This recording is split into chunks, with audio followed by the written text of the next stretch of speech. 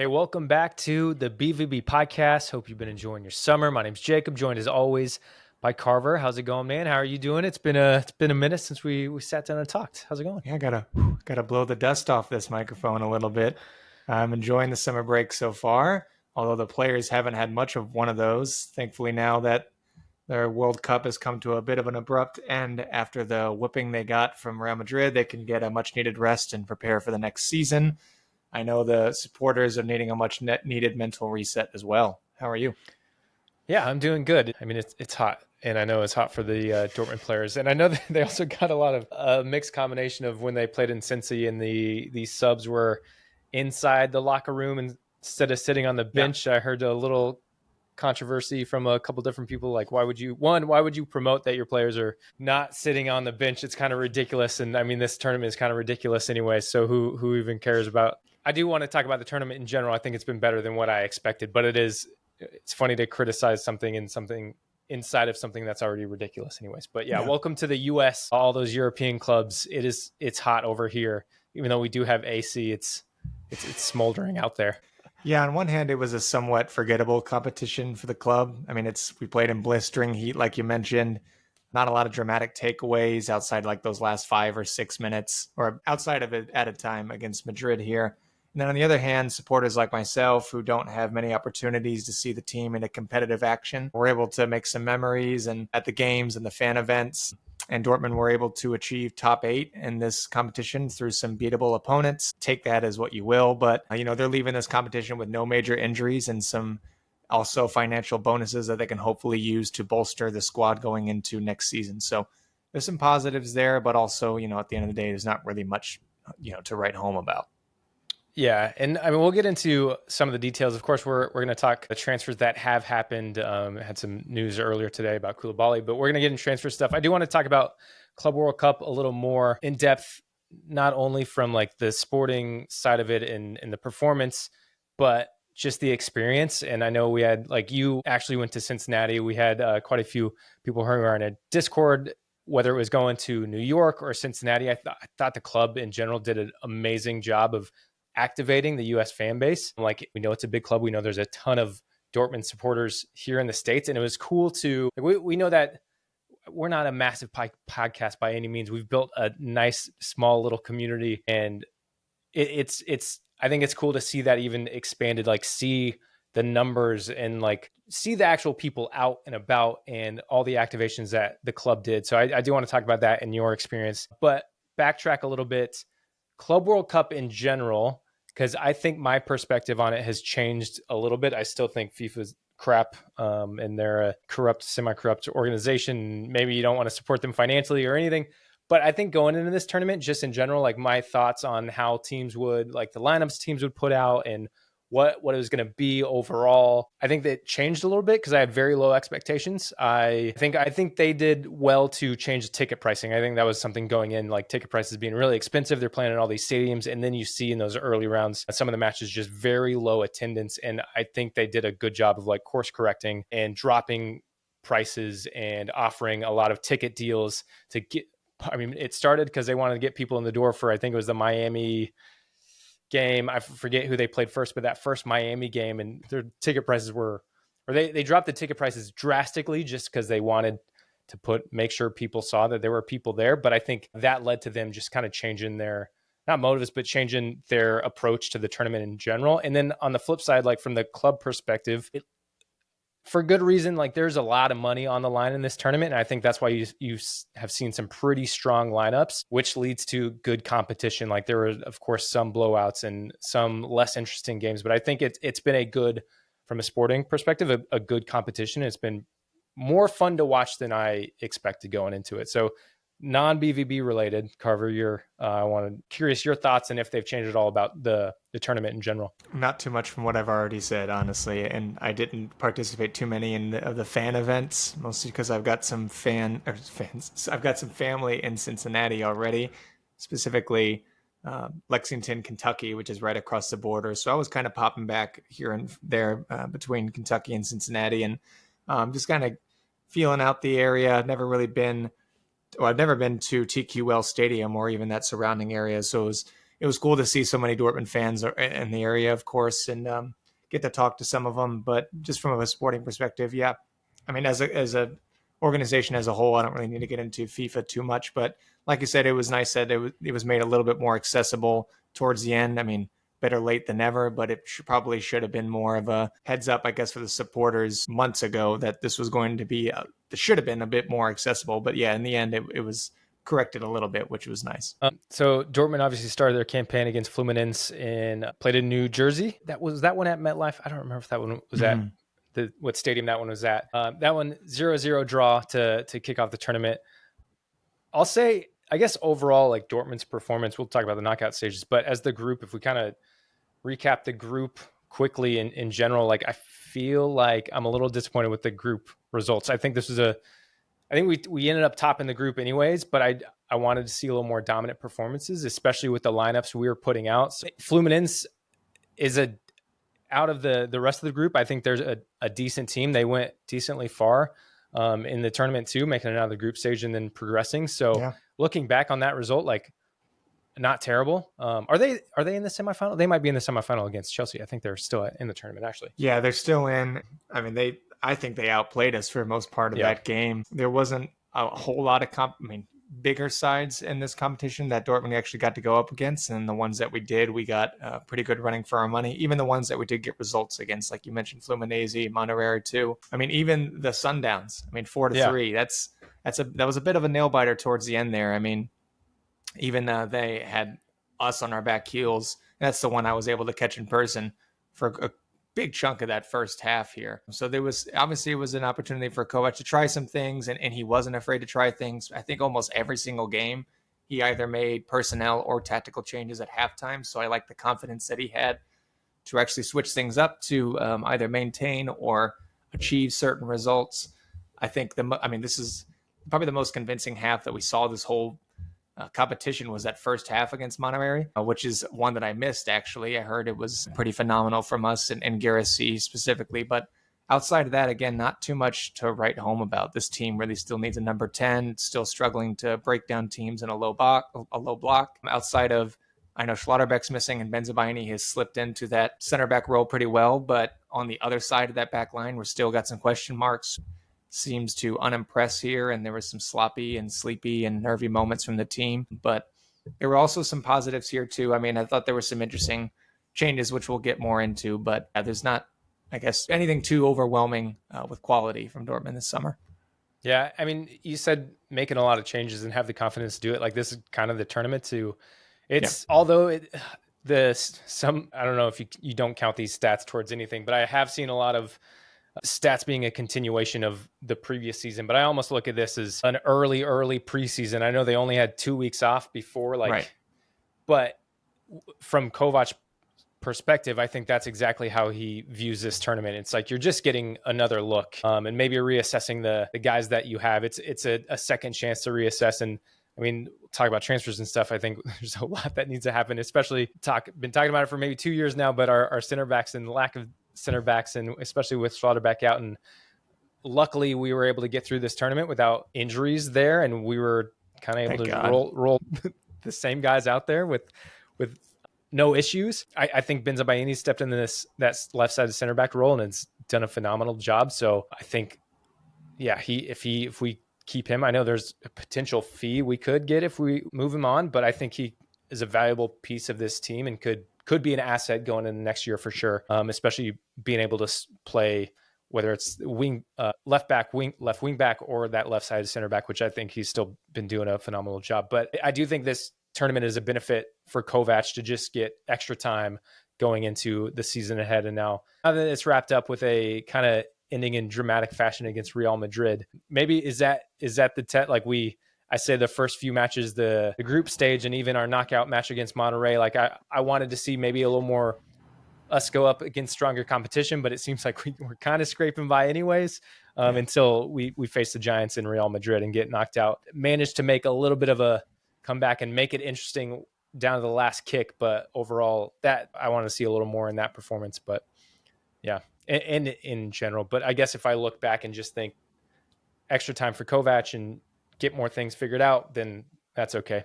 And I mean, at the end of it, we still get a pretty good payday at the end of the deal with this Club World Cup. Like I said, I think that's why we saw some really good competition as we see it. Like clubs are taking it seriously because there is serious, serious money on the line. And not only if you make it to the final, but I believe reported by Sports Illustrated, Dortmund ending the tournament with 52.3 million. Of course, that's like, it's not like that goes directly to transfers, right? Yeah. But it does feed into the club. A lot of that will be split, or I can't say a lot, I don't know the exact deals, but like that money goes to the players. Like they would have had tournament bonus or things written in their contract so that they get some kind of payout for participating in this extra tournament. But it's a good chunk of money that some of is going back into the club for sure. Yeah, and then you look at the people leaving the club as well. We got some decent deals here. Jamie Gittens most recently. Well, actually Koulibaly as of today, but before that we had Jimmy Gittens going to Chelsea, which is bringing in a big fee. I forget what the number was off the top of my head. I think it was like 62 plus add-ons, which there was some poker there going on between Dortmund and Chelsea for a while. We held firm with our asking price, and Chelsea eventually met that, which was good business, I think, by Dortmund to get a solid fee from him. And then, like I mentioned today, Koulibaly now headed to First Division France for Strasbourg. And that fee, I think, is reported like, what is it? Let me double check here. 7.2, 2 or 5 plus $1 million in bonuses too. So like you mentioned before, not directly going to go to transfers, but hopefully can get 1 or 2 more faces in because there's still definitely some investment needed. I mentioned at the 10 already, Brandt was incredibly wasteful and disappointing this tournament. It's tough to have a go at any of these players because of the long, grueling season they had on top of the last like 40 or 45 days of the season with us really grinding out some of those Champions League results. Every single game was a must win in the Bundesliga, so that was really grueling for a lot of these players. But at the same time, Brandt being that guy, that number 10 in this team, incredibly wasteful of the ball, gave away possession super unnecessarily at times. He looked pretty lazy. You could chalk a lot of that up to the heat or whatever, but I've been seeing the same problems outside of the temperature factors for quite some time now. I thought Adeyemi wasn't that great either. Sabitzer continues to be pretty wasteful, but also Sabitzer's got some personal things going on that I'm not going to share here. So maybe that's a big factor for him. But on the flip side of that, for some positives, I thought Svensson continued to really impress and solidify himself into this team, not only in terms of the defensive efforts and just the wing play, of course, but also getting on the end of a lot of these crosses. When you look at a handful of these games, like Girassi is that target man for getting the ball in the box, but Svensson is right behind him in a lot of these crosses, and he's shown he's physical enough to make himself a presence and actually get on the end of some of these. So I really liked him. I thought Bayer has shown some real improvements as well. Really, since the start of the Rückrunde, Bayer for these last 7 months, I think has taken a big step forward. And but outside of that, yeah, and like you mentioned already, Monterrey gave us a really run for our money, even though they aren't a huge club here. I think going into this, they won over 50% of their duels in this Club World Cup alone. And Kovac mentioned in the press conference after that game that was the best half they've had of the tournament. He went on to say, "I was very satisfied with the first. We were sharp. We defended forward. We put pressure on the opponent. And in the addition to the 2 goals we created, 2 great chances for Girassi where we could have had another goal, maybe even a second. Then we went on into the half with a very comfortable lead. And then he goes on, and then he says here, if we perform the way we did today, especially in the first half, we'll have a good chance against Madrid, which, of course, completely out the window in that first 45 against Madrid here. But got the job done at the end of the day against a tough Monterrey side. Since we talked about transfers and outgoings, and while we're also still talking Club World Cup, we have yet to mention Jobe Bellingham, our one incoming transfer, getting that deal done early so that he could join us during the Club World Cup. And is this a club record signing, bringing Jobe Bellingham in? Is it not to my knowledge? No. But I guess, you seen him in person. You got to see him in person. You got to see him get his first goal for the club, and seeing him throughout this tournament. Like, I know it's very early, but I do think he's a top quality player. I think that's why we paid the money for him. And it seems that he's already making an impact. So your thoughts on Jobe coming in, and especially like being able to see him live? Besides the fact that he looks identical to Jude, And even the fans during that game against the Sundowns, they were doing the "Hey Job" chant instead of "Hey Jude." If anybody didn't catch the confusion between the two, but yeah, I'm pretty excited. I mean, I think he was a pretty big bright spot for coming into a team. You know, he didn't have much of any time to really integrate himself at all, and was really thrown into the mix for a team that is again really needed some help in the creativity department. I'm curious to see if he's going to be a bit more of a deeper in the side as we progress here. If we're going to get maybe another number 8, or I think we should get more of a number 10, and then he could slot in a bit deeper, like I mentioned. Yeah, I thought he was pretty solid this tournament overall. On the "Hey Job" chant, I know this is not. I don't have a lot to say on anything, so I'm not gonna. I might not sway anyone. I'm definitely not gonna sway the vast majority of Dortmund fans, especially the ones in Germans who are in Germany who will not hear this at all. But I do know that Job really wanted to make his own name for himself. Mm-hmm. So maybe we refrain from doing any chants or anything that is just a direct ripoff of Jude, and just try to lift him up as his own player. Because I know that's why he has Job on the back of his kit. He doesn't want to be Bellingham because it feels like his brother has taken that and run with it, and he just wants to put his own name out there. So I won't sing "Hey Job." Not that I don't know if I'll see him live in person anytime to do that, but yeah. Wish you could have contributed a bit more, obviously, towards the Madrid game, but he was suspended due to yellow card accumulation. But he still got a goal and an assist in just 4 games here. So I mean, it's again pretty solid. 50% for goal contributions for games, and just what calendar month he's been here.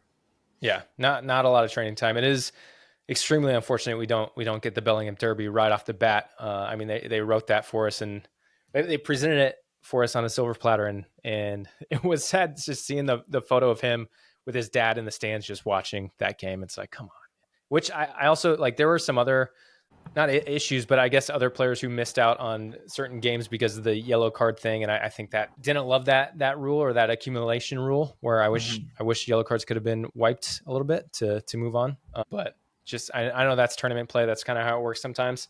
It's just unfortunate to not be able to see that matchup and not see more of him, especially whether it's against his brother or not. Like just a big matchup like that where it's a knockout round and against Real Madrid. But yeah, I'm excited. I think it's awesome to have him in. I'm glad that we're already seeing a little bit of him. I hope we get moving on some other transfers. I know maybe they're preoccupied with the tournament, but they managed to get someone out the door in Jobe-Gittens. And so hopefully we can get a lot more incomings, especially now that we sent another center back off. A center back, Koulibaly, who he's been out on loan, so we haven't been using him in the squad anyways. But yeah, hopefully we can get some more guys in. I do have a question. I know you mentioned maybe we get another 10 in, and all the talk is us getting an attacking midfielder and a 10 and the problems with Brandt. But even looking at the system we're playing, because I feel like we've had I know Reyna, there's issues there, and there's a lot of maybe other reasons he hasn't been playing, but do we need a 10? Because I think we have a few options, and we haven't even seen those options utilized a ton, because we talk about Chukwuemeka, and like he's obviously had some great moments, but he's played so few minutes, and there is talk of trying to get him to stay, whether it's a loan or like another loan for the next year. It's keeping him around, but like it seems like Kovac has barely used him, especially in this tournament. And then Reyna, same thing. Like, is that a position we actually need, or are we good with I don't want to say are we good with the midfielders we have, because there's always room for improvement, but is it an out and 10, or is it more another striker who can play side by side, or is, I don't know, just the formation doesn't necessarily always call for an out and out 10. Well, the reports that I've been seeing from the club seems to be interested in a player that can play multiple positions, and the number 10 has been floated around a lot, and then also a second striker as well. So we could be looking at that center forward kind of player that could be both maybe a 9 and a 10. I think it is definitely needed. Reyna's absolute shell of himself at this point, and that's probably even putting it lightly. I've talked about him already. Sabitzer doesn't really play at the 10 much. And yeah, Chukwuemeka, like you mentioned, could be an option. I think, I would definitely be open for him staying another year. Of course, if the physio team is confident that he can get a bit more minutes regularly. But if that's not the case and that just isn't feasible, I think it's definitely, without a question, number 10 needs to be at the top of that list. If, of course, Jobe is going to be, in Kovac's eyes, more of the double pivot with Mecha. because that could be a pretty solid midfield. And I mentioned that on the show already because, in the midfield, we're continue to be overran, and you saw that a lot against Madrid too. Just to touch on what Pascal Gross said at the end of the Madrid game. He had a longer quote here, but he just said, we wanted to stay compact at first, win possession against Madrid, and then play in the counterattack, but we couldn't really get a good grip of the game. They overloaded on the flanks with a lot of personnel, and we conceded 2 quick goals through those 2 quick crosses. So, like they mentioned, running through the flanks, a lot of overloads, some questioning with the positioning of our center backs and the marking there. I mentioned that with Sula too. He could have been doing a lot better. Why don't you go ahead and mute that for me, Jay? No, you're good. I don't think a number 10 is the only position that we need, but that should definitely be a start here for and just for investments. Yeah.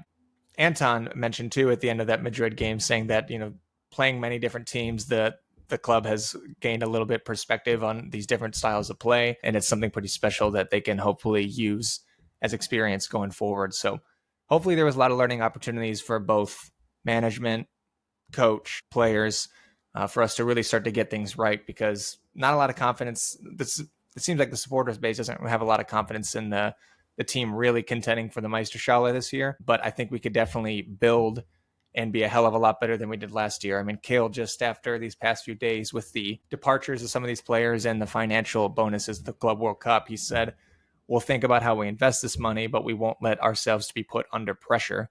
We certainly want to do something, and then we want to make the team better than last season. So they seem pretty serious about trying to get some new players in. But yeah, we'll have to wait another 2 weeks or so, which Dortmund, again, said this plenty of times, but they're usually a bit more proactive in the market. But I think just given the inflation of it all, they're trying to be a bit more smart. And we've also been making some wrong moves these past few years too. So hopefully we're being a bit more cautious of how we're spending this money. The thing that gives me a lot of hope is the Svensson move. Like we can't talk about the dude enough. Like, and they got that so right. And I know Kovac had some really great things to say about him too coming out of this tournament. You mentioned him getting on the end of things during the Club World Cup. He obviously got the game-winning goal against Ulsan HD.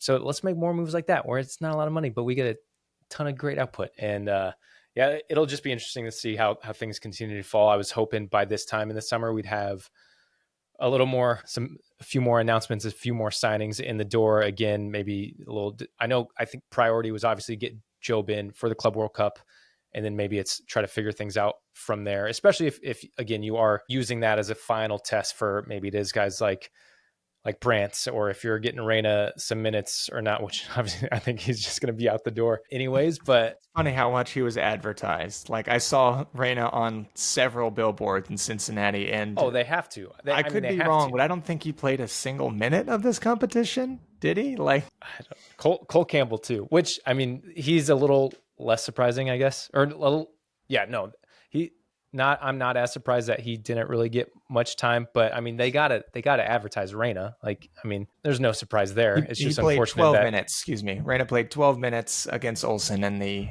group stage, but that was it. Yeah, well, we know. I think he's pretty much done and cooked at this point, Reyna. I do want to talk Adeyemi a little bit, and because I think, I mean, he's just been incredible. I think he's really stepping in, and do you have other thoughts? I think he's been so good. I think he's been one of my favorite players recently. And I think, I don't know if you have other thoughts, I want to hear them, but I just think he's been really exciting and kind of found his form more so than a year ago, maybe. For me, I mean, the Monterrey game, 2 assists. I thought he looked fantastic up with Girassi, excuse me, but also I thought he was pretty wasteful in a handful of other games. The lack of IQ, I think, is extremely apparent still. The decision-making continues to be a problem. I really thought we were going to get past a lot of those issues, or at least the smaller things at this point, but they still continue to ring their head. But I don't know, maybe I just don't see how he's going to continue to improve on those mental lapses if he isn't already. But he is finding his form though on a more regular basis. So I definitely see that point for sure. And maybe I'm just riding on the hype, and I love every time I see him just running at guys, and he's so fast. And obviously I think we're playing lower level competition in this Club World Cup. So maybe that was a little more prevalent in those occasions. Of course, yeah, the mistakes and mental lapses But I think the other stuff stood out to me a little more. I think overall him in this role where it's less of an out and out winger and more of a second striker sitting a little bit underneath, like him linking up with Garcia, I think has been more positive overall than him playing as a out and out winger. And I think that's what excites me moving on. I just think he fits in the system a little better than just being a winger. Yeah. Yeah, I don't have too much more to say. It's the same things I really like about him, and then also same pretty frustrating things too. Well, let's keep it moving. The one other, just real quick transfer, bit of transfer, not really a transfer, but sending Kale Vetchin out on loan.